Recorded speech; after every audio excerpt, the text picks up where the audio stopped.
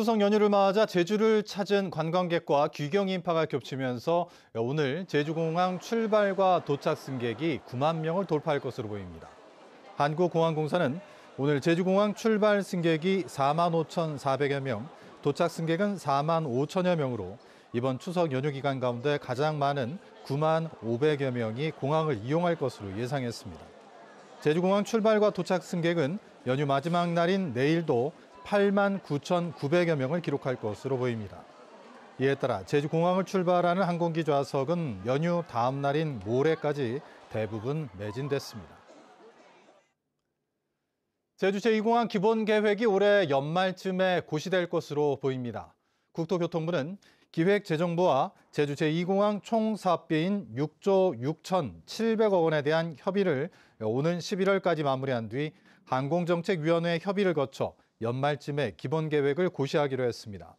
기본 계획이 고시되면 장기 계획에만 반영됐던 제2공항을 실제로 착수할 수 있는 효력이 발생하는데 국토부는 제주도가 요구하는 면세점 등 공항 운영권 참여 방안을 넣는 방안을 검토 중이라고 밝혔습니다.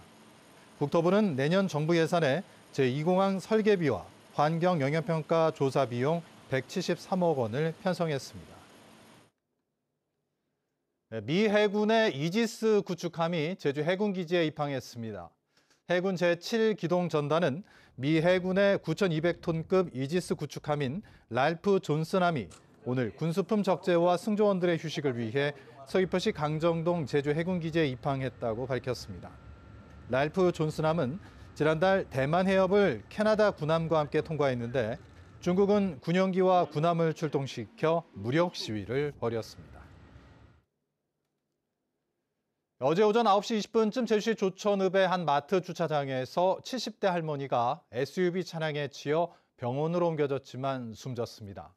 경찰은 SUV를 몰던 60대 운전자가 차량 앞쪽에 앉아있던 할머니를 미처 발견하지 못해 사고가 난 것으로 보고 교통사고 처리 특례법 위반 혐의로 입건해 정확한 사고 경위를 조사하고 있습니다. 어제 낮 12시 40분쯤 서귀포시 서귀동의 한 원룸 2층에서 불이 나 원룸 내부가 불에 타고 그을은 피해를 입는 등 소방서 추산 280만 원의 재산 피해가 났습니다. 소방당국은 담배꽁초 부주의로 불이 난 것으로 보고 정확한 화재 원인을 조사하고 있습니다.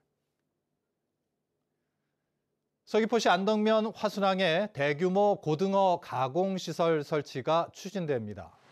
모슬포 수협은 최근 이사회를 열어 화순항에 고등어 가공시설을 설치하기 위해 제주도 앞바다에서 고등어 선단을 운영하는 민간 사업자와 함께 특수목적 법인을 만들기로 했습니다.